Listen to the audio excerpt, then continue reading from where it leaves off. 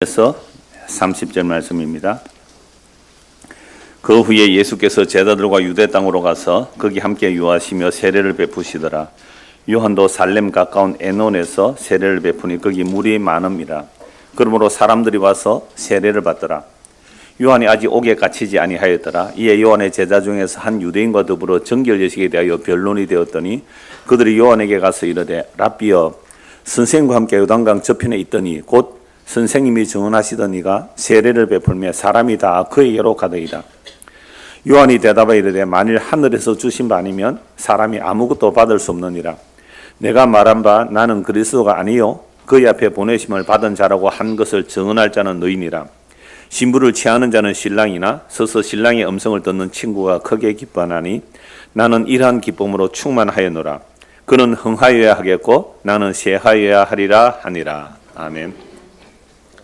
오늘 이 본문을 중심으로 쇠함과 흥함에 대해서 말씀을 나누려고 합니다. 오늘 본문을 준비하면서 24년 전에 요한복음 설교할 때에 그 설교 원고를 보았거든요. 그 중에 좀 어느 정도의 내용을 제가 그대로 좀 인용을 하려고 합니다.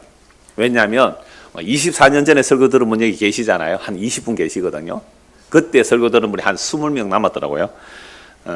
그래서 그때 설교한 내용 원고를 생각하면 오늘 이제 24년이 지나서 과연 그때 처음 설교를 들은 거하고 지금하고 좀 어떤 의미가 있는지 달라졌는지 한번 여러분들도 점검해 보시면 좋을 것 같아요. 24년 전에 한 이야기예요. 제가 창원에 이사 온 지 석 달째입니다. 그때 풋풋했어요. 그때 39이었습니다. 39살. 24년 전 석 달째입니다. 이제 시내 나가도 어디가 어딘지 방향 감각이 생깁니다. 처음에 창원에 왔을 때 도로는 좋은데 어디로 가야 할지 몰랐습니다. 그런데 이제는 어느 정도 알 수 있습니다. 우리가 복음을 접하게 되어도 이런 혼란이 일어날 수 있습니다. 도대체 무엇이 옳은지 혼란스러워집니다. 이런 혼란이 있는 것은 말씀에 대한 방향 감각이 없어서 그렇습니다. 그러므로 우리가 망망대해처럼 여기지는 바다 가운데서 나침반이 필요하듯이 우리의 신앙생활도 나침반이 필요합니다. 그것이 성경이죠. 그래서 성경이 과연 그러한가 하고 열심히 여러분 성경을 상고해야 됩니다. 제가 왜 이렇게 시작했을까요? 복음을 전하니까 처음 듣는 이야기가 많잖아요. 그래서 이런 말씀을 전하면서 설교를 했습니다. 사람들은 발전, 성장, 번창, 부흥을 좋아합니다. 이러한 단어에 열광하죠. 모든 상태가 늘 나아지기를 원하는 겁니다. 그리고 이러한 것을 좋은 일이라고 복이라고 여깁니다. 이런 생각들은 우리 안에 아주 자연스럽게 들어와 있죠. 여러분들 중고등학생들, 여러분들이 공부를 점점 잘하는 게 좋습니까? 갈수록 공부를 못하는 게 좋습니까? 아버지 월급이 점점 늘어난 게 좋습니까? 점점 줄어드는 게 좋습니까? 교회가 점점 사람들이 많아지는 게 좋습니까? 사람이 줄어드는 게 좋습니까? 우리 본능이죠. 그래서 세상에서 번영과 발전을 좋아하기에 하나님도 우리가 이렇게 되는 걸 좋아할 거야. 이렇게 착각을 한단 말이에요. 그러니까 우리가 좋아하는 일을 과연 하나님이 좋아하실까요? 출애굽기 보면 모세가 언약의 돌판을 받아오는 동안 아론이 백성들의 요구에 못 이겨 금송아지를 만들어 놓았죠. 여러분, 황금송아지를 여호와 하나님이라고, 애굽에서 우리를 구하는 하나님이라고 얼마나 기뻤으면요, 먹고 마시며 뛰놀고 잔치했다니까요. 뭐 만들어 놓고요? 황금송아지 만들어 놓고. 그러니까 여러분들이 지금 가장 기뻐할 설교는 뭐냐 하면 황금송아지를 하나 갖다 놓는 거예요. 여러분들 하나님 잘 섬기면 황금송아지 중에서 다리 하나씩 가져갑니다. 뭐 뒷다리 하나씩 가져갑니다. 이러면 어떻게 해요? 기뻐 뛰어놀 거란 말이에요. 황금송아지 우상이 얼마나 좋은지 사람들이 먹고 마시고 춤을 추는 거죠. 이것이 우리를 구원한 하나님이다. 그렇게 기뻐합니다. 이게 사람이 기뻐하고 좋은 것을 하나님께서 좋아하실까요? 그러므로 우리는 지금까지 신앙생활을 하면서 예수 믿는 사람이 잘 돼야지 전도가 잘 된다는 생각을 해왔죠. 우리가 평소에 그렇게 생각하고 있는데 주의 종이라는 목사들이 늘 그렇게 말하잖아요. 여러분들 예수 믿는 사람이 잘 돼야지 전도가 잘 됩니다. 우리는 아멘하고 그렇게 철석같이 믿었단 말이에요. 24년 전 설교입니다. 제가 전에 심호하던 교회, 그때 팔성종교회였어요. 담임 목사님이 출퇴하면 구역장 공부를 제가 인도했어요. 그때 뭐 강도사 때 또 부목사 때 그렇게 했는데요. 구역 모임 교재는 다락방 교재, 서울 사랑의 교회에서 만든 거죠. 오카나 목사 만든 그런 교재인데요. 저는 그 교재를 가지고도 십자가 복음을 전했죠. 그 교재는 주로 이제 성경 내용대로 하지만 석복음주기라고 할 수는 없어요. 그러면 구역장들이 제가 이제 말씀을 이렇게 구역장들에게 전하면 제일 안 되는 부분이 그거였습니다. 아니, 목사님, 내가 잘 돼야 전도가 되는 거 아닙니까? 라고 말했죠. 그래서 제가 이런 말씀을 전하죠. 예수님께서 세상에서 출세하고 성공하고 재벌이 되었다면 또는 크다란 강대국의 왕이 되었다면 우리는 그렇게 말할 수 있습니다.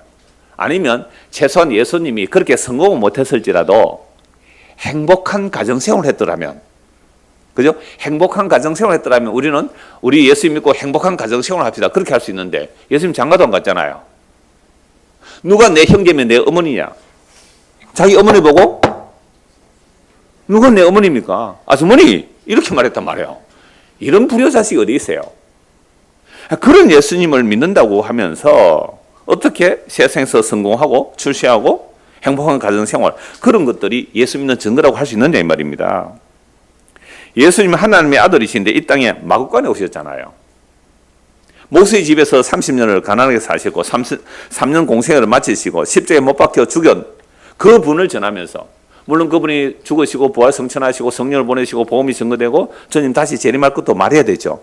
그러나 그런 내용보다 내가 예수 믿고 내가 세상에서 잘된 것으로 전하려고 하는 것은 다른 복음입니다 라고 말했죠. 그랬더니 저와 함께 있었던 부교육 장사람 더 있었거든요. 예, 이제 부목사 두 사람, 뭐 이제 전도사님 이렇게 계시는데요. 전도사는 파트타임이니까 이제 구역 예배를 안 오죠. 그 한 분 저보다 이제 좀 늦게 오신 분이니까 제가 이제 구역 인도하면 그분이 그래요. 화가 나가지고, 목사님, 누군지 아시죠? 목사님, 그러면 예수 믿는 사람이 다 쪼그려져야 된단 말입니까? 이러는 거예요. 구역장들 공부하고 있는데 예수 믿는 사람 다 쪼그려야 들어야 됩니까? 그 이야기 아닌데 자기는 그렇게 받아들인 거죠. 그러니까 그 다음 주가 이제 금요일날 돌아가면서 이제 설교를 하는데 아예 칠판 가지고 판서를 가지고 뭐 성경 그런 게 아닙니다 하더라고요. 그분이 지금 번창했는지 쪼그라든지 잘 모르겠습니다. 연락이 안 되는데요. 여우도 굴이 있고 참새도 자기 깃들 집이 있는데 인자는 머리 둘 곳조차 없다 하신 그 주님에게 이런 우리가 무엇을 달라고 할까요? 수능 만점을 달라고 할래요? 수능 만점 받아도 천국 못 갑니다. 집을 달라고 해야 돼요? 집을 사도 천국 못 간단 말이에요. 어떤 구역에서 이렇게 찬송 연습을 하고 있어요 지금. 십자가에 시로락이 하나 걸치지 않고 엘리 엘리 라마 사박다니 어찌하여 나를 버리시냐니까, 그렇게 죽어가면서 다 이루었다 한 그 예수님 앞에 무엇을 구하고 그 예수님께 무엇을 치장하여 전하겠습니까? 이 예수님을 무엇을 치장하여서 전하겠습니까? 예수님의 그 십자가를 치장하면 할수록 십자가는 가려진다는 사실을 알아야 합니다. 이런 말씀을 드리면 예수 믿는 사람이 잘 사는 일은 사실이 아니냐라고 반박할 수 있죠. 시골에서도 보면요, 참 가난한 사람들이 예수 믿다가 몇 년 지나면 살림이 좀 펴지고 자녀들이 좀 나아지는 경우가 상당히 많아요. 우리 시골에도 그랬거든요. 그러니까 그걸 축복으로 보자는 거죠. 물론 그렇게도 볼 수 있죠. 은혜로 말할 수 있어요. 그러나 저는 이렇게도 보았습니다. 예수를 믿게 되면 적어도 뭐는 안 해요? 술, 담배 안 하고 노름 안 해요. 적어도 교회 가면 술, 담배 안 하고 노름 안 해야 되는 줄 알기 때문에 교회 오면 평생 술, 담배 하고 노름 하다가 정말 뭐 살림이 규모 없었는데 그래도 교회 오면 어떻게 해요? 그렇게 막 죄다 그러니까 좀 끊어지면 술, 담배 안 하고 노름 안 하면 그 돈 어떻게 돼요? 남잖아요. 교회 연보 좀 해도 남잖아요. 살림이 규모가 있어져요. 애들도 정신을 차리고 아버지 엄마가 술 먹고 노름하면서 담배 피우고 막 노름하면서 애들 보고 공부하라 해서 애들 공부하겠어요? 엄마 아빠가 공부 열심히 해야 아들도 따라할 거 아니에요. 애들도 좀 공부도 잘하고 말이죠. 그럼 살림살이가 나아진단 말이죠. 자, 이게 문화적 현상인가? 정말로 하나님의 은혜인가? 여러분 어떻게 생각해요? 대답하기 곤란하죠? 두 개 다예요 사실은. 하나님의 은혜로 그렇게 살던 살림이 살이가 나아지고 삶의 규모가 생겨지고 좀 더 나은 삶, 자녀들이 공부를 좀 하는 삶, 그래서 시골에서 예수 믿는 사람이 좀 잘 되는 경우가 많아요. 하나님의 은혜죠. 그러나 또 하나 문화적 현상일 수도 있다 이 말입니다. 어제 알았게 우리 교회에 이제 달력을 주문하면 그걸 자기가 대행해서 이렇게 해주는 분이 계세요. 우리 총회 달력을 주문하는데요. 그것도 한 200부 주문하니까 뭐 적게 주문하는 거 아니죠. 그러면 이제 뭐 이렇게 뭐 큰 달력이라도 하나 들고 이제 인사로 와요. 그분 제가 오랫동안 아는 분인데 지금 한 80세가 다 됐어요. 이분이 잠시 이제 앉아서 얘기를 하고 갔는데 자기가 직장 생활할 때 한 4, 50만 원 월급을 받았는데 무슨 일이 있어서 직장을 그만두게 됐다요. 그 당시에. 그래서 이제 책을 팔라 이렇게 활부책, 뭐 기독교 활부책 이런 걸 팔러 다니는데 세상에 4, 50만 원 월급을 받다가 4, 5만 원밖에 돈을 못 벌어왔대요. 장사 되지 않잖아요. 너무너무 가난했죠. 그래서 라면을 사다 갔다 오면 애들이요. 그거 다 먹어버리고 자기는 국물 좀 마시고 그렇게 살았대요. 4, 5만 원, 5, 6만 원가 어떻게 한 달 몇 식구를 살겠어요. 그렇게 살았는데 또 교회가 건축 헌금을 3번 했대요. 그럼 이제 3번째 건축 헌금 할 때 이분이 이제 안수집사쯤 되었으니까 그때 전세금이 400만 원이었대요. 전세가 400이었는데 그러니까 이제 작정일이 이제 뭐 몇 달 남았는데 그때까지 기다리려니 그때까지 기다려봤자 어차피 돈은 없고 돈은 없고 부인에게 그렇게 얘기했대요. 여보, 우리가 안수집사한테 한 100만 원 정도는 해야 안 되겠나 그랬더니 전세가 얼마요? 400만 원인데 부인이 뭐라 했는지 아세요? 여보, 100만 원 안 작겠어요. 200만 원 합시다. 그래서 200만 원을 먼저 했대요. 뭐 빌려서 했겠죠. 한 달에 뭐 5, 6만 원 버는 그런 상황에서. 그러고 났더니 그 뒤로 얼마 안 있어서 이 활부책을 하는데 막 한 달에 막 1,000만 원, 2,000만 원씩 판매하는 거예요. 1,000만 원 팔면 20% 남아요. 얼마예요? 200만 원. 얘야 잘 들어봐라. 별로 관심 없네. 아 이거 막 부어주시더래요. 막 부어주시더래요. 그래서 뭐 나중에 집도 사고 뭐 이렇게 됐다 그러는데 그러니까 지금도 뭐 활동할 수 있으니까 이렇게 다른 이런 일을 하고 계시는데요. 용품도 하고 이러는데 제가 뭐랬는지 아세요? 그때가 한국교회 사람들이 교회로 몰려오는 마지막 시대였습니다. 그러니까 막 장사가 된 거예요. 그때는 기독교 서점도 잘 됐고요. 막 책도 많이 사보고 그랬어요. 지금은 기독교 서점 거의 문 다 닫아요. 책을 봐야 뭐 장사를 하죠. 여러분들 기독교 서적 1년에 몇 권 봅니까? 안 보잖아요. 물론 성경만 보면 됩니다. 뭐 책 안 봐도 되는데요. 제가 그분에게 왜 그 이야기를 했냐면 물론 은혜죠. 여러분 400만 원 전세인데 200만 원 헌금하기 쉽지 않아요. 그래서 한 은혜로 그렇게 살게 하셨고 그걸 보고 또 자기 아들은 지금 선교사로 가입교도 하고 뭐 그래요. 그러니까 은혜이기도 하지만 또 하나 무슨 현상이라고요? 예, 문화적 현상일 수 있다라고 말씀을 드리는 거예요. 제가 이런 말을 하면서 며칠 전에 이건 24년 전 며칠 전입니다. 24년 전 며칠 전에 책을 보다가 이런 문화적 현상임을 이야기한 책을 봤단 말이에요. 다니엘 벨의 자본주의의 문화적 모순이라는 책인데요. 제가 그걸 24년 전에 본 책을 다시 책에 꺼내보니까 그때 막 밑줄 치는 게 있더라고요. 다니엘 벨의 자본주의 문화적 모순은 책인데 그 내용 중에 일부인데요. 이 사람이 막스 베버 제가 한 번씩 얘기했잖아요. 프로테스탄티즘과 자본주의 뭐 원리 이런 이야기 그걸 쓴 분인데 독일 사회학자거든요. 이 막스 베버의 말을 인용하면서 다니엘 벨이 한 말이 뭐냐면 이런 한 문장을 제가 인용했더라고요. 신앙을 통해 익혀진 규율은 이슬람의 군대나 크로면의 혁명군의 끈질긴 강인성의 근원이었다. 퓨리턴의 일상생활에 대해서도 같은 말을 할 수 있다. 신을 기쁘게 하기 위한 내면적인 절제와 구원받기 위한 규율 잡힌 생활 태도가 일상의 일을 달성할 때의 교묘한 생활 기능의 근원과 근원이 된다. 이 무슨 말이에요? 신앙생활이라는 규율이 생활에서 좀 더 나은 삶을 살 수 있었던 것은 문화적 현상으로 본다. 이렇게 한 거예요. 그리고 이제 프로테스탄티즘과 퓨리탄 사상에서 정당하게 일하여 산 부가 구원의 표지로까지 보게 되었다. 그래서 산업사회 문명을 구축한 것은 이 열렬한 에너지였다. 제가 막스 베버 얘기를 한씩 하면서 그랬잖아요. 자본주의가 왜 이렇게 발달했을까? 그걸 연구하다 보니까 독일 사학자 막스 베버가 연구하다 보니까 칼빈에게까지 올라가는 거예요. 칼빈이 누구예요? 종교개혁 한 사람 말이야. 마틴 루터 칼빈이 종교개혁을 한 사람인데, 중세시대는요, 신분이 고정되어 있어요. 성직자들, 왕과 귀족들, 그 다음에 평민들, 그 다음에 노예들, 이렇게 되어 있거든요.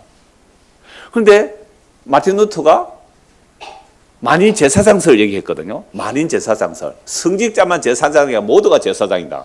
혁명이에요. 그래서 마틴 루터 죽이려고 했다고요. 카톨릭에서.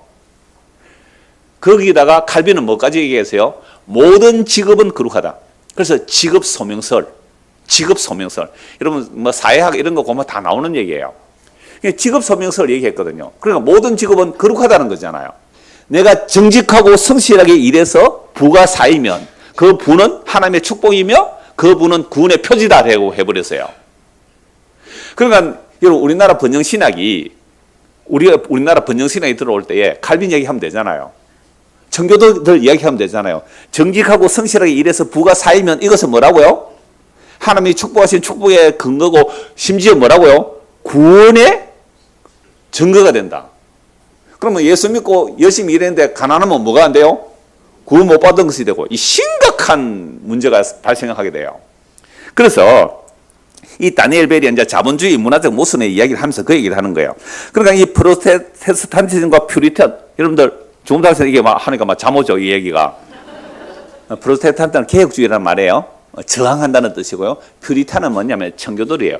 그러니까 영국에서는 원래 가톨릭이었어요. 그러니까 영국 가톨릭인데 영국이 황제가 영국의 왕이 이혼하고 싶어가지고 법을 바꿔가지고 개혁교회로 만들었거든요. 영국 국교회인데 그러니까 뭐 가톨릭 전통이 많이 남아 있는데 영국 국교회가 있었지만 우리는 청교도라고 한 사람들을 핍박했어요. 그래서 나중에 이 청교도를 퓨리탄이라고 하거든요. 이 청교도들이 힘이 세워지니까 청교도 혁명까지 일어나요.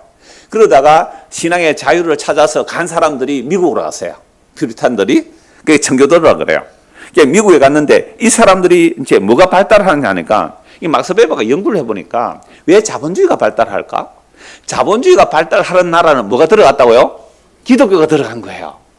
그 자본주의가 발달한 거예요. 그 자본주의가 발달한 게 제가 마틴 루터, 칼빈 잠시 얘기했잖아요. 만민 제사장설과 직업 소명설.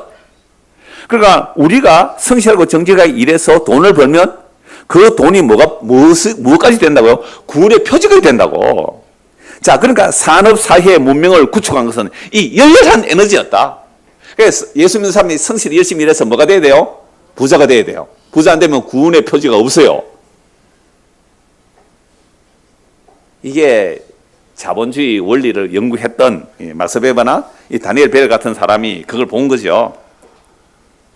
자, 그래서 프로테스탄티즘은요 종교개혁 사상을 말하는데 그 퓨리탄은 16세기 영국에서 일어나는 프로테스탄트의 한 파입니다. 신앙과 생활에서 엄격한 도덕과 금욕, 순결, 근엄 따위를 중히 여겼습니다. 제가 이거 24년 전에 한 이야기예요. 기억나십니까? 이들은 박해받았으나 세력이 점차 확대되어 청교도 혁명으로까지 이르게 되었으며 그들 중 일부는 신대륙에 건너가 식민지를 개척하였습니다. 그러므로 자본주의의 꽃이 핀 곳이 미국이죠. 그 히터 좀 꺼주셔도 될 것 같아요. 그런데 미국에서도 이 정신이 오래 갈 수 없었습니다. 여러분 자본주의 꽃, 그러니까 성실하게 정직하게 일해서 부가 축적되면 그게 하나님의 축복이고 구원의 표지라고 보았는데 이게 오래 갔을까요? 못 갔을까요? 오래 못 간단 말이에요. 왜 그럴까요? 몇몇 청교도 목사들이 존 에드워즈 하는 그런 목사들이 있어요. 청교도 목사들이 부를 자기 쾌락을 위하여 사용하지 말고 하나님과 이웃을 위하여 사용하라고 말했습니다. 부가 쌓이면 뭐 하라고요? 자기의 쾌락을 위해서 사용하지 말고 하나님을 사랑하고 이웃을 사랑하는 일에 사용하라 그랬어요. 칼빈도 그렇게 말했거든요. 그런데 그렇게 됩니까 안 됩니까 여러분들? 옛날에 가난할 때보다 지금 부자가 되었을 때 인심이 더 야박해져요. 왜 그럴까요? 여러분 사람이 돈을 모을 때에 지금은 뭐 단위가 어떻게 되는지 모르죠. 옛날에는 1억이면 굉장히 큰 돈이었거든요. 1억 모을 때까지 힘들어요. 근데 1억 모으고 나면 재미가 점점 더 늘어나거든요. 1억이 딱 모아지면 그때부터 사람이 넉넉해질까요? 더 인색해질까요? 경험해 보셨군요. 그러니까 몇몇 청교도 목사들이 부가 쌓이면 자기의 쾌락을 위하여 사용하지 말고 하나님과 이웃을 사랑하는 데 사용하라고 아무리 강조를 해도 부의 축적이라는 것은 그런 가치관을 무너뜨리고 결국 쾌락주의로 빠지게 되는 일이 자본의 속성이에요. 돈의 속성이에요. 그러니까 오늘날 부가 모든 가치식도의 기준이 되어버린 이런 세상에서 예수님의 십자가의 도를 전한다는 것은요, 진짜로 미련하고 어리석은 일입니다. 이제 오늘 본문을 봅시다. 이 정도까지 했는데 더 많아요. 이보다 훨씬 많이 했는데 제가 왜 그러냐면 복음을 들으려면 좀 서론이 필요하다는 거죠. 그래서 그때 이런 말씀을 드렸더라고요. 나중에 되면 이런 서론 없이 바로 본문으로 들어가도 될 것입니다. 근데 요즘 어떻게 해요? 바로 본론 들어갑니다. 자, 오늘 본문 다시 한번 보시죠. 그 후에 3장 22절입니다. 예수께서 제자들과 유대 땅으로 가서 거기 함께 유하시며 세례를 그러니까 예수님께서 세례를 베푸는 것도 제자들도 세례를 베풀죠. 그러니까 요한도 살렘 가까운 에노에서 이제 세례를 물이 많았습니다. 사람들 와서 이제 세례를 받는데 이때 요한은 아직 옥에 안 갇혔습니다. 이게 요한의 제자 중에 한 유대인과 더불어 정결 예식에 대하여 변론이 되었죠. 그러니까 정결 예식, 야 요한이 뭐라고 세례 주느냐? 그러니까 네가 그리스도냐? 앞에서 이미 보았잖아요. 나는 그리스도 아니다. 그 너 뭔데라고 하니까 나는 광야에 위치하는 소리다 그렇게 말하죠. 자기는 아니라 그러잖아요. 26절 그들이 요한에게 가서 이르되 라비여 선생님과 함께 요단강 저편에 있던 이 곧 선생님이 정하시는 이가 누구예요? 예수잖아요. 그 예수가 세례를 베풀며 사람이 다 어떻게 해요? 그에게로 가더이다. 그러니까 사람들이 볼 때는 세례 요한이 선배고 예수님은 뭐예요? 후배잖아요. 세상에 보면. 물론 세례요한은 예수님이 나보다 먼저 계셨다고 하지만 내 뒤에 오는 분이 나보다 먼저 계셨다. 예수님이 선지하신 하나님이라는 말이지만 아니 사람들이 볼 때는 세례요한의 제자예요. 예수님도. 왜? 세례요한에게 세례를 받았으니까. 그런데 예수님 세례요한이 뭐라고 해요? 예수님을 향하여 보라 세상 죄를 지고 가는 하나님의 어린 양이다. 그러니까 요한하고 빌립도 예수님과 가버리잖아요. 그리고 지금은요 누구에게로 더 많이 가요? 예수님에게로. 그러니까 다 그에게 갑니다. 다 그에게 갑니다. 여러분 제가 어느 목사님을 소개했다고 합시다. 야 그분 참 목사님 잘 전합니다 라고 소개했더니 그 사람들이 넓은 게 아니고 그쪽 교회로 다 가버려. 그럼 저 기분이 어떨까요? 27절 요한이 대답하여 이르되 만일 하늘에서 주신 바 아니면 사람이 아무것도 받을 수 없다. 이 이야기도 원고인에 옛날에 있었는데 빼버렸어요. 그러니까 그때 제가 신학교 다닐 때였어요. 신학교 다녔을 때 이제 전도사들이 그런 얘기 하죠. 신학생들이. 이야 그 교회 한번 봐봐. 부산의 어떤 교회 한번 봐봐.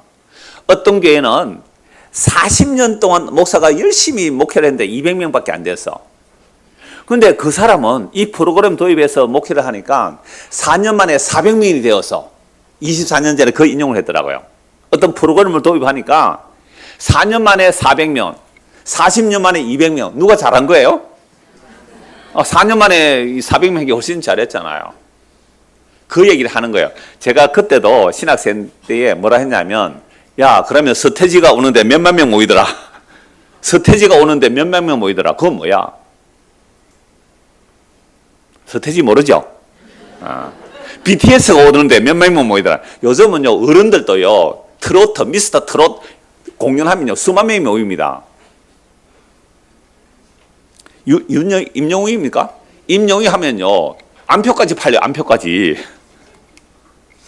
그러니까 그렇게 수많은 사람이 몰리는 거죠. 그러니까 이제 그 사람들이 말한 게 이 얘기를 이걸 근거로 하는 거예요. 요한이 대답할 때 만일 하나님이 주신 바 아니면 사람이 아무것도 받을 수 없다. 사람이 그렇게 많이 모이는 거 보니까 누가 주신 거다? 하나님 주신 거다. 제가 그랬잖아요. 사람 모이는 것이 하나님 주신 것이라면 연예인들이 왔을 때 사람 많이 모이는 건 뭐냐? 이렇게 내가 대질문을 했죠. 근데 데살로니가서의 말씀에 보면 뭐라고요? 하나님께서 진리의 사랑을 받지 못하여 멸망받을 자들을 그들에게 보낸다고 말씀하셨거든요. 여러분 신천지가 뭐라고 말하는지 아세요? 한기총은 자꾸만 교회가 줄어들잖아요. 교인들이 줄어들어요. 뭐 목사들 스캔들 뭐 온갖 이야기들 다 이야기하면서 그들은 설교할 때요. 한기총 목사들 쉬고 딱 나와가지고 요게 틀렸잖아요 하면서 성경 딱 들이댄다고요. 유명한 뭐 한국의 목사들 들이대가 탁탁탁 인용해요. 그러니까 봐라 한기총 목사들 다 틀렸고 우리 신천지가 참 진리를 전하니까 그래서 사람들이 이렇게 많이 몰려오지 않느냐. 사람들이 이렇게 몰려온다는 것은 기존교회는 생명이 없고 우리는 생명이 있고 기존교회는 진리가 없고 우리 신천지는 진리가 있으니 사람들이 몰려오는 거다. 하나님이 주셨기 때문에 온다. 무엇을 인용한다고요? 요한복음 3장 27절을 인용해요. 사람이 많이 몰려오는 것이. 그런데요, 하나님께서 심판받을 자를 그렇게 하신다는 성경 말씀이 있잖아요. 자, 그러면서 28절, 내가 말한 바 나는 그리스도가 아니요. 여러분, 이 복음 전하는 자는 이렇게 말해야 돼요. 나는 아니요. 그의 앞에 보내심을 받은 자라고 한 것을 증언할 자는 너희니라. 신부를 취하는 자는 신랑이나 서서 신랑의 음성을 듣는 친구가 크게 기뻐하나니 나는 이러한 기쁨으로 충만하였노라. 그는 흥하여야 하겠고 나는 쇠하여야 하리라. 그러니까 지금 신랑을 취하는 자가 누구예요? 예수잖아요. 여러분, 하나님이 남편이고요, 이스라엘이 뭐예요? 신부예요. 구약에서. 그래서 하나님께서 이스라엘을 자기의 신부로 삼아서 애굽에서 손을 잡고 이끌어냈다고 말씀해요. 근데 몸은 끌려왔는데 뭐가 안 끌려와요? 마음이 안 끌려와요. 여러분들, 우리 몸은 여기 있는데 지금 마음이 어디 가 있어요? 혹시 집에 뭐 귀한 거 나눈 거 있어요? 그럼 마음이 집에 가 있다고요. 우리의 보물이 있는 곳에 마음이 가 있잖아요. 보물이 어디 있어요? 우리의 보물이. 거기에 마음이 가 있단 말이에요. 그러니까 이스라엘 백성들이 하나님의 손에 이끌려 아브라함, 이삭, 야곱에게 약속한 대로 어린 양의 피를 바르고 모세가 이끌어서 광야에 나왔잖아요. 뻑하면 어디로 가자? 애굽으로 가자. 하나님의 손에 끌려서, 하나님이 남편이에요, 이스라엘이 아내예요. 손에 잡혀서 어디로요? 끌려는 나오는데 마음이 안 따라 나와요. 그러니까 뻑하면 어디로 가자고요? 애굽으로 가자. 그래서 하나님께서 다시 자기 신부를 찾으러 오신 거예요. 그분이 누구예요? 예수. 그러니까 예수가 자기 신부를 찾으러 왔단 말이에요. 그러니까 예수에게로 사람들이 몰려가니까 세례요한은 뭐예요? 기쁘다는 거예요. 신부를 취하는 자는 신랑인데 나는 신랑 친구로서 기쁘다 이겁니다. 그러니까 나에게로 오던 사람이 이제는 어디로 가야 돼요? 신랑 예수로 가는 것이 기쁘다. 나는 기쁨이 충만하다. 요게 세례요한의 모습이고 오늘 복음 전하는 자들의 모습이에요. 이런 복음을 전했는데 사람들이 복음 전하는 사람을 우상화한다. 그 복음 전하는 사람이 문제가 있어요. 나니까 이런 복음 전하지. 나만이 이걸 전하지. 나 외에 이런 말 하는 곳이 없어. 저는 복음 전하는 사람 몇몇 사람 들어보니까 정말 그러더라고요. 우리 교회니까 이렇게 전하지 다른 교회는 이렇게 안 합니다. 그거요, 좀 더 강조해버리면 이단돼요. 그거 우리 교회만 참된 진리를 전한다는 그 얘기 아니에요. 이런 일들을요 얼마든지 할 수 있는 게 사람이에요. 그리고 사람들의 또 추종하면 그렇게 된단 말이에요. 우리 교회 오신 분도 처음에 오셔서 나중에 이장호 교도 하나 생길 거다 그러던데 그 말씀하시면 여기 앉아 계세요. 여기 계시나? 이장호 교도 하나 생길 거다 그러는데 안 생기겠죠? 이 정도면 생길 것 같아요. 죽고 나와. 그러네. 내가 죽고 나봐야. 그러면 죽고 났을 때 막 영상 틀어놓고, 그죠? 다른 목사 모시지 않고 막 이장호 목사 영상 틀고 이러면 그때 되면 이장호 교가 생겼다고 이러면 어떻게 돼요? 부숴버려야 됩니다. 찢어버려야 되고. 그래서 세례요한이 예수님에게로 가는 것을 기뻐했다. 세례요한이 신랑이 왔다는 신랑. 신랑이 신부를 취하는 건 마땅하잖아요. 그러니까 바울 사도는 중매쟁이라 그랬잖아요. 여러분들을 정결한 처녀로 예수라는 신랑에게 소개하는 역할입니다. 중매쟁이라는 말이에요. 근데 중매쟁이가 신부를 갖다가 신랑에게도 안 넘기고 지가 차지하면 이거 뭐예요? 도둑놈이죠, 이게. 아니, 신부를 신랑에게 소개해야 되는데 신랑에게 갈 신부를 지가 차지해요. 이게 전부 이단들이에요. 제가 24년 전에 했을 때에 그런 이야기를 원고를 좀 써놨는데 뭐라냐면 어떤 이단이냐면요, 동일교 한번 보십시오. 예수님의 십자가는 여기 있네요. 자, 예수님의 십자가 죽은 것이 실패한 것으로 보는 이단이 동일교잖아요. 영혼은 예수가 구원했지만 육신은 구원 못했다. 그래서 피가람의 결혼식을 해야 된다. 그리고 문성명이가 그래서 얼마나 세계적으로 사람 많이 모았어요. 반쪽짜리 구원이라 그랬잖아요. 근데 문성명이 어떻게 해요? 죽었어요. 그럼 통일교가 없어졌나요? 안 없어졌죠. 모든 이단의 특징은 예수님의 십자가 능력만으로 부족하다고 하는 거죠. 그러므로 예수님을 반쪽 구원으로 여기고 특별한 인물들, 즉 성경에서 나오는 뭐 새벽별이다, 두 감람나무다, 아침빛이다, 이런 어떤 인물을 추종하게 만들죠. 이게 문선명이었죠. 통일교. 그 다음에 박태선 죽었죠. 정명석이 감옥에 갔잖아요. 모닝스타 아닙니까? 모닝스타.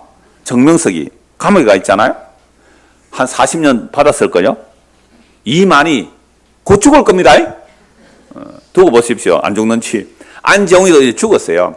이런 이단들만 아니죠. 수많은 이단들이 나왔는데요. 이들만 이단이 아니에요. 예수님의 십자가만이 구원의 능력이 되는데 무언가 다른 것을 자꾸 보태려고 하면 그게 바로 이단이란 말이죠. 자, 그래서 오늘 보면 이제 30절을 다시 보십시오. 그는 흥하여야 하겠고 나는 뭐예요? 쇠하여야 하리라. 제가 사실 오늘 이 원고를 세 번째 준비를 했어요. 처음에 24년 전 그대로 읽으려고 하다가 이건 안 됐다. 두 번째 좀 손을 봤다가 이건 아니다. 세 번째 다시 한 게 오늘 이제 설교 결론이에요. 한 15분 정도 이 말씀을 나누려고 하는데요. 그는 흥하여야 하겠고 나는 뭐예요? 쇠하여야 한다. 이게 무슨 뜻일까? 이게 무슨 뜻일까? 여러분, 세례 요한 자신은 쇠하여야 하고 예수님은 흥하여야 한다는데요. 세례 요한은 구약의 뭐예요? 마지막 선지자잖아요. 그러니까 옛 언약이 모든 옛 언약이 창세로부터 말라기까지 모든 옛 언약이 하나님의 약속들이 세례 요한의 손가락에 모아져서 예수 그리스도에게로 넘어가야 되는 거죠. 그러니까 세례 요한이 쇠한다는 것은 구약이 쇠하여져야 되는 거죠. 모든 구약이 허물허물 녹아져서 그죠? 예수 그리스도 들어가 버려야 된다 이 말입니다. 그래서 제가 이 설교 온 걸 다시 준비했는데요. 구약의 모든 성경이 세례 요한의 손가락에 모아져서 예수를 가리키죠. 보라, 세상 죄를 지고 가는 하나님의 어린 양이다. 그러므로 모든 율법과 성전과 제사 제도와 날과 달과 절기와 함께 모든 옛 언약들이 쇠하여지고 낡아지고 해체되어 어디로요? 예수 그리스도 안에 수렴되어 완성되는 것. 이게 새 언약이죠. 자, 예레미야 31장 한번 보십시오. 예레미야 31장 31절입니다. 새 언약 기억하기 위해서 뭘 기억하자고요? 3.1절 3.1절. 그럼 다 기억 나옵니다. 예레미야 31장. 근데 그게 이사야인지 예레미야인지 모르면 곤란하겠죠? 예레미야 31장. 그래서 또 기억하기 쉬운 것은 예레미야 선지자는 뭘 목격해요? 예루살렘의 멸망을 목격해요. 나라가 완전히 망할 때 율법을 받은 이스라엘 백성들이 완전히 망하는 것. 예루살렘이 성전이 파괴되고 바벨론 포로 잡혀가잖아요. 율법 받은 민족이 망해요. 선지자들을 받은 민족이 망해요. 제사장 있는 나라가 망해요. 날고 달고 절기를 지키는 나라가 망해요. 왜 망했을까요? 왜 망했을까요? 인간은 하나님의 율법을 지킬 능력이 없기 때문에 그렇습니다. 그래서 완전히 망해버려요. 완전히 망할 때 그걸 목격한 예레미야 선지자가 하나님의 영에 의하여 새 언약을 예언해요. 새 언약을 31절 여호와의 말씀이니라. 보라, 날이 이르리니 내가 이스라엘 집과 유다 집에 뭘요? 새 언약을 맺으라. 왜요? 옛 언약을 안 되니까. 그럼 옛 언약 왜 주셨어요? 인간은 스스로 구원에 이를 수 없다. 이걸 보여주기 위해서. 그런데도 바벨론 포로에서 돌아와서 또 율법 지키는 인간들은 율법의 의로 흠이 없다는 자들이 뭘 했어요? 예수를 죽이잖아요. 그래서 새 언약을 맺는데 이 언약은 내가 그들의 조상들의 손을 잡고 애굽 땅에 인도하여 내던 날에 맺은 것과 같이 아니할 것은 내가 그들의 뭐가 되었어요? 남편이 되었어도 그들이 내 언약을 깨뜨렸습니다. 여호와의 말씀입니다. 지금 세례요한이 뭐라 그래요? 나는 무엇으로 기쁘다? 신랑의 친구로 기쁘다. 구약의 모든 그리스도에 임한 선지자들은 메시아를 증언한 사람들이거든요. 오실 그리스도를 바라본 사람이에요. 그럼 이제 드디어 신랑이 온 거예요. 새 언약을 이루러 진짜 남편이 왔다는 거예요. 진짜 남편. 누구예요? 예수. 그리고 요한복음 3장이 끝나면 4장에 그 진짜 남편이 그 안에 남편이 6이나 있었던 그 여인, 사마리아 여인에게 가서 내가 네 진짜 영원한 남편이야 라고 그 아내를 부르러 왔단 말이에요. 이 요한복음이 예수님이 어떤 일을 이루시는지 정말 놀랍게 설명해요. 그래서 세례 요한은요, 구약의 그 남편, 진짜 하나님, 그 하나님이 남편인데 그 남편이 자기 아내를 맞이하려고 왔다. 근데 그 아내들은 어떤 자들이 그리스도인 아내가 돼요? 율법의 의로 흠이 없다는 자들이 아니에요. 세리와 죄인과 창기들이란 말이에요. 어떻게 장녀가 신부, 그리스도의 신부가 돼요? 완벽한 그리스도의 신부가 되느냐 말입니다. 아까 지사님 기도했잖아요. 창세전에 그리스도 안에서 약속하신 그 약속은 성령을 보내셔서 우리를 불러내시고 예수 그리스도의 핏부림을 위하여 우리가 선택받았어요. 여러분, 창세전에 하나님 우리를 택한 것은 우리에게 수능 만점 주려고 택한 게 아니고, 멋진 집 사라고 준 게 아니고, 세상에서 성공해서 부자 되라고 우리를 택한 게 아니고, 뭘 얻기 위하여? 예수 그리스도의 핏부림을 얻기 위하여 택하셨어요. 성부, 성자, 성령의 일하심에 베드로서 1장 2절에 다 나와요. 여러분, 예수님의 피는 생명입니다. 그 피는 전부예요.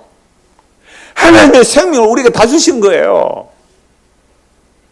그 핏부림을 입은 자들은 점도 티도 없이 완벽하게 의로운 신부라 그래요.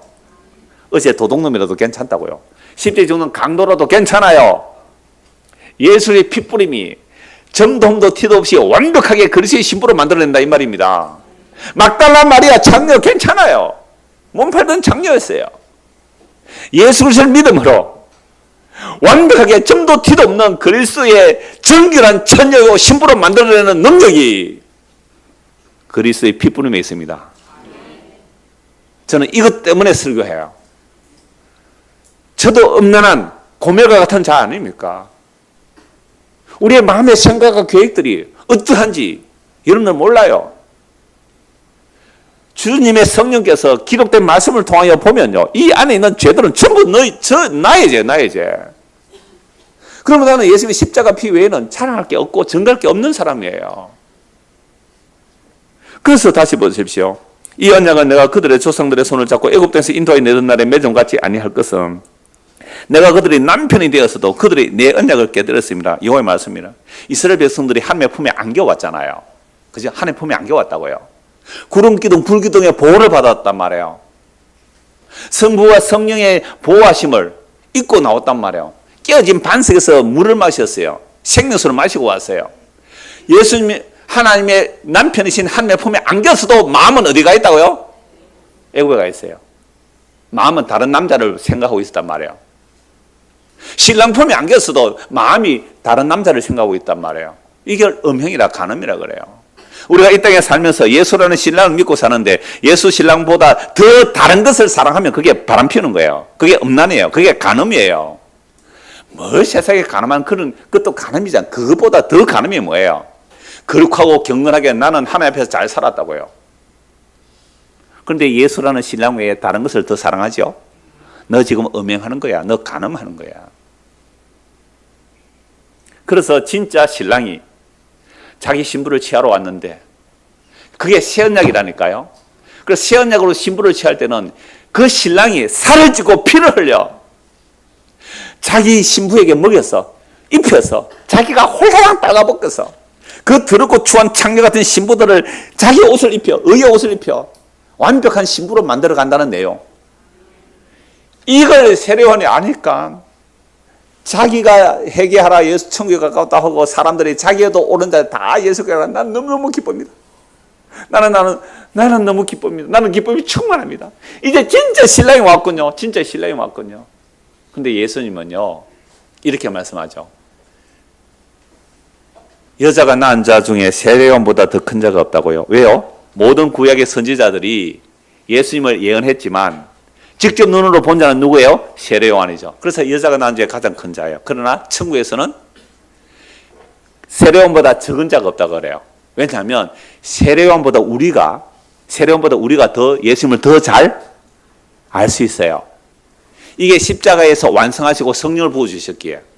물론 구약의 그리스도의 영이 임한 자들도 성령 임한 자들이지만 그 십자가 이전에 성령 임하여 십자가를 바라보게 한 것이고요. 우리는요 십자가에서 다 이루셔서 성령을 받았기 때문에 우리가 훨씬 세례요한보다 더 깊이 예수를 알 수 있어요. 세례요한보다 더 큰 자라는 개념은 이런 개념이에요. 천국에서 높다 낮다는 개념이 아니에요. 그런 건 없어요 천국에서. 그래서 이 역사 속에서 살면서 우리가 세례요한의 기쁨보다 더 큰 기쁨이 있어요. 세례요한은 지금 세하여 가요? 흥하여 가요? 세하여 가요. 세하고 세하다가 목 잘려 죽어요. 근데 기쁨이 뭐라고요? 충만하대요. 왜? 누구를 만났으니까? 예수 신랑 봤으니까. 그 얘기를 하는 거예요. 그래서 내 언약을 깨뜨렸어라. 30절. 그러나 그날 후에 내가 이스라엘 집과 맺을 언약은 이러하니 내가 나의 법을 그들 어디에 둔다고요? 속에 두고. 법이 우리 안에 들어온다는 말은 예수님이 십자가에 죽으시고 부활 성천하셔서 성령을 우리 안에 부어주시는 거예요. 성령이 우리 안에 온다는 말이에요. 구약에서는 위에 있어요. 위에. 신약에서는 안에 오세요. 하나님의 성령이 구약에서는 위에 바깥에, 신약에서는 우리 안에 온다고. 안에. 이제 내가요 바람을 피워도 주님이 안 떠나고 내 안에 계시는 거예요.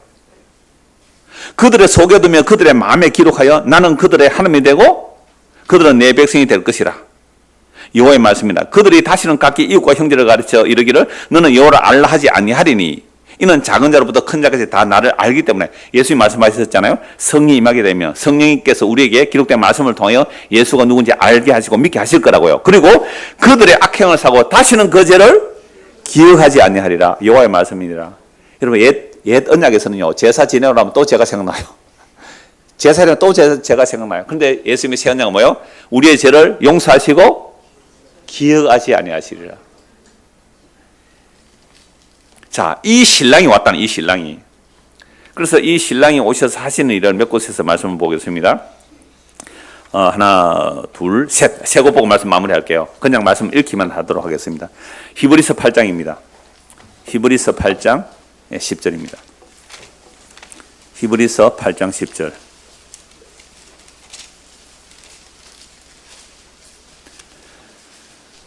또 주께서 이르시되 그날 후에, 이게 이제 새 언약 다 나오는데 8절부터 볼게요. 7절입니다. 7절. 첫 언약이 무음하였더라면 둘째 것을 요구할 일이 없었으니, 옛 언약이 흠이 없었다면 둘째 것 새 언약을 요구할 일이 없었으니와 그들의 잘못을 지적하게 말씀하시되, 이게 예레미야 3 방금 읽은 내용이죠. 주께서 이르시되 볼지어다 날이 이르니 내가 이스라엘 집과 유다 집과 더불어 새 언약을 맺으리라. 또 주께서 이르시기를 이 언약은 내가 그들의 열조의 손을 잡고 애굽 땅에서 인도하여 내던 날에 그들과 맺은 언약과 같지 아니하도다.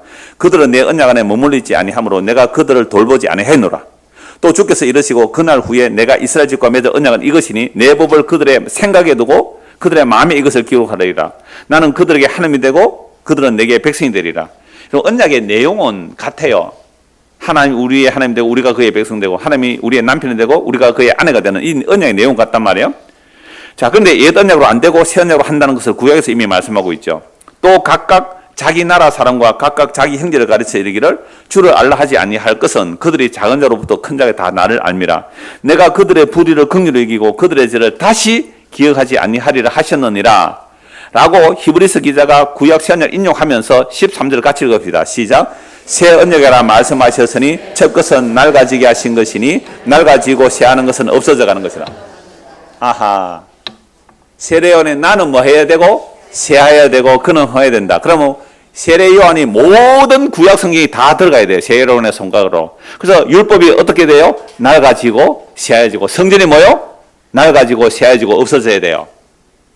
그죠? 율법이 낡아지고 새해지고 없어지는 거잖아요.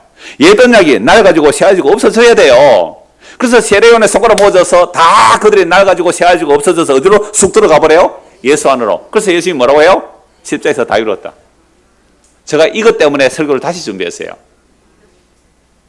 미리 설교 옛날에 온 거 보고 대충 하면 쉽거든요. 그렇게 해놓고 야 이번에 설교 빨리 마쳤다 좋았는데 이 말씀 보다가 다시 하자. 이거예요. 세함과 흥함이 24년 전과 24년 후에 세함과 흥함이 이렇게 달라졌어요. 그때는 단지 세상에서 흥함을 복으로 여기지 말고 그리스도 안에서 세함이 진짜 영원한 생명이야 요 정도 했는데요. 이제 좀 24년 만에 조금 달라진 게 요거예요. 아하, 세례요한이 세한다는 것은 세례요한 자기 자신이 세하여짐보다도 모든 구약 성경이 세하여지고 낡아지고 없어지는 거구나. 그래서 세례요한이 예수님을 가리켜서 예수님이 그 모든 구약성을 자기 안에 다 받아들여서 뭐라고요? 다 이루었다 해버렸잖아요. 그게 세함이더라고요. 세함. 그런데 어떻게 십자가 이후에 또 인간의 어떤 율법적 행위들을 제시할 수 있느냐 이 말입니다. 그게 이단들의 특징이라고 그랬죠. 골로새서 2장 보십시오. 골로새서 2장 6절에서 19절입니다. 다 말씀드린 내용이니까 그냥 읽기만 할게요. 그러므로 너희가 그리스도 예수를 주로 받았으니 그 안에서 행하되 그 안에 뿌리를 박으며 시험을 받아 교훈을 받은 대로 믿음에 굳게 서서 감사함을 넘치게 하라. 누가 철학과 헛된 속임수로 너희를 사로잡을까 주의하라. 이것은 사람의 전통과 세상의 초동함을 따르며 그리스도를 따름이 아니니라. 그 안에는 신성의 모든 충만이 육체로 가시고 너희도 그 안에서 충만하여졌으니 그는 모든 통치자와 근세의 머리시라. 또 그 안에서 너희가 손으로 하지 아니한 할례를 받았으니 곧 육의 몸을 벗는 것이요 그리스도의 할례니라. 너희가 세례로 그리스도와 함께 장사되고 또 죽은 자들 가운데서 그를 일으키신 하나님의 역사를 믿음으로 말미암아 그 안에서 함께 일으키심을 받았느니라. 또 범죄와 육체의 무할례로 죽었던 너희를 하나님이 그와 함께 살리시고 우리의 모든 죄를 사하시고 우리를 거스르고 불리하는 법정으로선 정수를 지우시고 제하여 버리사 십자가에 못 박으시고 통치자들과 권세들을 무력하여 드러내어 구경거리로 삼으시고 십자가로 그들을 이기셨느니라. 여러분 14절 다시 볼까요? 우리를 거스르고 분리하는 법조문이 어떻게 해요? 지우고 제하여 버리고 십자가에 못 박았다. 히브리서는 어떻게 해요? 낡아지고 새하여지고 없어지는 거라 그랬잖아요. 어디서요? 십자가에서.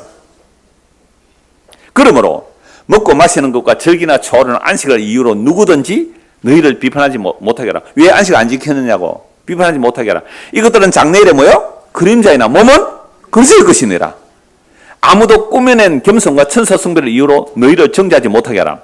그가 그 본 것에 의지하여 그 육신의 생을 따라 헛되이 과장하고 머리를 붙들지 아니하는지라. 온몸이 머리로 말미암아 마디와 힘줄로 공급함을 받고 연합하여 하나님이 자라게 하심으로 자라느니라. 교회의 머리가 뭐예요? 예수잖아요. 교회 머리가 예수예요. 근데 그 예수를 붙들지 않으면 뭐예요? 그게 다른 복음이나 다른 복음. 머리를 붙들지 않은 거예요. 그럼 뭘 붙들까요? 나 율법 지켜서, 나 안식을 지켜서, 나 할례 받아서, 나 11조 잘해서, 나는 이 추운 겨울날도 지각도 안 하고 교회 와서 막 있잖아요. 지각하는 게 당연하다는 말은 아닙니다. 이러면 꼭 그러더라고요. 그러니까 우리가 옛 언약에서 새 언약으로 온다는 것은 옛 언약이 뭐 하게 됐다고요? 낡아지고 새하여지고 없어진단 말이에요. 이게 세례 요한이 뭐예요? 점점점 새하여지고 그리스도가 흥하여진다는 말씀, 이 얘기예요. 한 것도 보고 마무리할게요. 베드로전서 1장입니다. 베드로전서 1장 1절에서 12절 말씀인데요. 자, 오늘 기도한 내용도 있고 제가 조금 전에 말씀드린 내용도 있는데요. 1장 1절입니다. 예수 그리스도의 사도 베드로는 본도, 갈라디아, 가파도기아, 아시아와 비두니에 흩어진 나그네 곧 하나님의 아버지의 미리 하심을 따라 성령이 거룩하게 하심으로 순종함과 예수 그리스도의 핏부림을 얻기 위하여 택하심을 받은 자들에게 편지하노니 은혜와 평강이 너에게 더욱 많을지어다. 여러분 초대교회 때 예배 어떻게 들었을까요? 교회 왔어요? 거기 어떤 장로가 있어요. 그러면 자 오늘은 베드로 사도가 보낸 편지를 읽겠습니다 하고 이렇게 베드로 사도가 전한 편지를 읽어주는 거예요. 그러면 그 편지를 듣는 사람들 다 뭐해요? 아멘 아멘 하고 그렇게 했단 말이에요. 오늘은 히브리서를 읽겠습니다. 이러는 거예요. 설교가. 그래서 2절 하나님 아버지 미리 아셨어요. 성령이 거룩하게 하심으로 순종하게 하셨어요. 누구를요? 예수를 믿게 하셨단 말이에요. 뭐 하려고요? 예수 그리스도의 핏부림을 얻기 위하여 택하심을 받은 자들에게. 그럼 지금 예수 믿다가 핍박 당해서 쫓겨나고 고향에서 쫓겨나고 이곳저곳에서 유대인들에게 핍박, 이방인들 핍박, 그래서 흩어진 나그네, 그 힘들고 어렵고 사는 자들에게 무슨 위로를 해요? 하나님 아버지 미리 아시고 성령을 보내셔서 우리가 예수를 믿게 된 것은 예수 그리스도의 핏부림을 얻게 되었습니다 라는 말을 들을 때에 갑자기 뭐가 나온다고요? 은혜와 평강이 있으면 성도예요. 우리의 삶의 정황이 어떠할지라도 지금 대학에 떨어지고 취직은 안 되고 결혼하고 싶은데 아직 눈이 높아서 결혼 못하는 게 많아요. 대부분 딱 결혼도 안 하든지 못하든지 하여튼 어떻게든 내 인생 왜 이럴까, 우리의 삶이 왜 이럴까. 그 삶의 정황 여러분 사치예요. 사치. 그 정도는 진짜 고난에 비하면 사치라고요. 초대교회 때의 성도들이 흩어진 나그네들, 목숨이 경각간에 달린 이들에게 이 복음은요 뭐가 나와요? 은혜와 평강이에요. 은혜와 평강. 그러니까 갑자기 찬송이 터져 나와요. 3절 우리 주 예수 그리스도의 아버지 하나님을 찬송하리로다. 그의 많으신 긍휼대로 예수 그리스도를 죽은 자 가운데서 부활하게 하심으로 말미암아 우리를 거듭나게 하사 산 소망 있게 하시고, 여러분 예수를 믿으면 우리가 거듭나요. 영혼이 거듭나요. 산 소망이, 살아있는 소망이 있어요. 4절 읽읍시다. 썩지 않고 더럽지 않고 새하지 않은 유업을 있게 하시나니 곧 너희를 하늘에 간직하신 것이라. 여러분 율법도 낡아지고 새하여지고 없어지는데, 낡지도 않고 썩지도 않고 새하지 않는 게 뭐라고요? 예수 그리스도의 핏부림을 입은 거예요. 새하늘과 새 땅이에요. 하늘에 간직된 거예요. 그래서 너희는 말세에 나타내기로 예비하신 구원을 얻기 위하여 믿음으로 말미암아 하나님의 능력으로 보호심을 받았느니라. 그러므로 너희가 이제 여러 가지 시험으로 말미암아 잠깐 근심하게 되지 않을 수 없으나 오히려 크게 기뻐하도다. 이런 잠깐 근심이 있지만 한 7, 80년요? 기뻐한다는 거예요. 누가 기뻐했어요 아까? 세례요한이 누구를 보고요? 예수를 보고. 자기는 뭐 하고 있어요? 새하여 가는 거예요. 좀 있으면 목 잘려 죽어요. 여러분 오늘 저와 여러분들이 새하여 가요. 한 해 이제 몇 달 안 남았어요. 막 사람들 슬퍼해요. 나이 늙어간다고. 여러분 예수 믿는 사람은 하루 늙어가면 뭐요? 하루 더 기쁨이에요. 우리의 구원이 어제 믿었을 때보다 오늘 하루 더 가까워졌잖아요. 그러니까 나이 하루 한 살 더 먹는 게 뭐요? 기쁨이에요. 주름살 하나 늘어나는 게 기쁨이에요. 전에보다 몸이 흔들흔들 하는 게 감사해요. 주여 새하여 가군요. 감사합니다. 점점 새하여져서 예수 안으로 속 들어가게 해주십시오. 이게 세례 요한의 기쁨의 충만인데 우리는 세례 요한보다 더 기쁨을 가진다고요. 새하여 갈지라도. 우리 중고등 학생들에게 미안합니다. 근데 여러분들도 새하여 가요. 좀 더 나이 들어보세요. 새하여 가요. 그런데 예수 안에서는 썩지도 않고 더럽지도 않고 새하지 않아 유업을 있게 하시나니 너희가 하늘에 간직한 거예요. 그래서 잠깐 근심하나 크게 기뻐해요. 너희 믿음의 확실함은 불로 인간에도 없어질 금보다 더 귀하여 예수 그리스도께서 나타나실 때 칭찬과 영광과 존귀를 얻게 할 것이라. 예수를 너희가 보지 못하였으나 사랑한도다. 이제도 보지 못하였으나 믿고 말할 수 없는 영광스러운 즐거움으로 기뻐하니 믿음의 결국 곧 영혼의 구원을 받음이라. 이 구원에 대하여는 너에게 임할 은혜를 예언하는 선지자 영광을 부지런히 살펴서 그에게 모든 선지자 부지런히 살펴서 누구에게 모아져요? 세례 요한에게 가서. 세례 요한에 가서 손가락으로 예수를 딱 가리키잖아요. 자기 속에 계신 그리스도의 영이, 구약의 모든 선지자들은 그리스도의 영에 의하여 오실 그리스도와 그 고난과 후에 받을 그 영광, 10대 죽음과 부활과 성천, 재림의 그 모든 영광들을 누구를 또한 어떠한 때를 지시한지 상관이라. 이 섬긴 바가 자기를 위한 것이 아니요 너희를 위한 것임이 계시로 알게 되었으니 이것은 하늘로부터 보내신 성령을 힘입어 복음을 전하는 자들로 이제 너희에게 알린 것이요 천사들도 살펴보기를 원한 것이라. 오늘 우리가 듣는 이 복음이요 천사들도 몰랐던 복음이에요.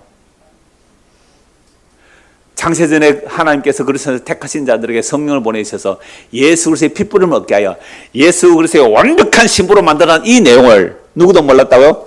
천사들도 몰랐던 복음이에요. 우리 모두가 나이를 먹어가고 쇠하여가고 늙어가고 흔들흔들거리고 약해져요. 이게 모든 율법이 낡아지고 쇠해지고 없어져 가요. 어디로요? 예수 안으로. 오늘 우리의 이 옛사람이 낡아지고 허물어지고 약해져서 어디로 들어가면 돼요? 예수 안으로. 그래서 그리스도와 함께 죽었고 그리스도 안에 있는 자들은 그리스도와 함께 살아나서 하늘에 앉혀졌는데요.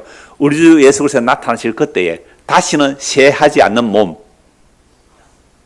다시는 늙지 않는 죽지 않는 그리스도의 영광의 몸을 더 입게 될 거예요. 그러면 그 예수를 우리가 눈에 보지 못하면 믿고 사랑하는 거죠. 주님 보고 싶어요. 신부 여기 있어요. 그리스도의 의의 옷을 입고 주님 오시를 기다리며 살아가는 자들, 이런 자들은 늙고 시암 연말이 우울하거나 슬프거나 짜증나는 게 아니고 주여 주름살 하나 더 늘어서 감사합니다. 흰머리가 좀 더 생겨서 감사합니다. 육신이 연약해감이 감사합니다. 새하여 감으로 그리스도가 내 안에 온전한 생명이 되어짐을 감사합니다. 이렇게 살아가는 우리 모두가 되기를 소원합니다. 기도합시다. 하나님 아버지, 세례 요한이 나는 새하여야 하고 그는 흥하여야 된다고 말씀했습니다. 모든 율법을 마무리한 그 세례 요한의 손가락에서 율법이 새하여지고 낡아지고 없어져서 그리스도에게로 수렴되어 버리듯이 오늘 우리가 이 땅에 태어나서 살면서 우리도 다 늙고 병들고 쇠하여 갑니다. 그러나 우리 안에 생명이 담겼다면 예수 그리스도 안으로 들어가는 것이 영원한 생명에 들어가는 것이오니 이 기쁨, 이 감사를 가지고 늙어가고 힘들어 약해질수록 오히려 감사하는 삶이 되도록 이 기적을 맛보며 살 수 있도록 주의 성령께서 우리 안에 진리의 말씀으로 날마다 인도하여 주시옵소서. 특별히 우리 중고등 학생들 힘들고 어려운 삶의 상황 가운데서도 예수 그리스도의 복음으로 인하여 넉넉하게 담대하게 이겨나갈 수 있도록 은혜 베풀어 주옵소서. 예수 그리스도는 받도록 기도드리옵나이다. 아멘. 485장 찬송합니다.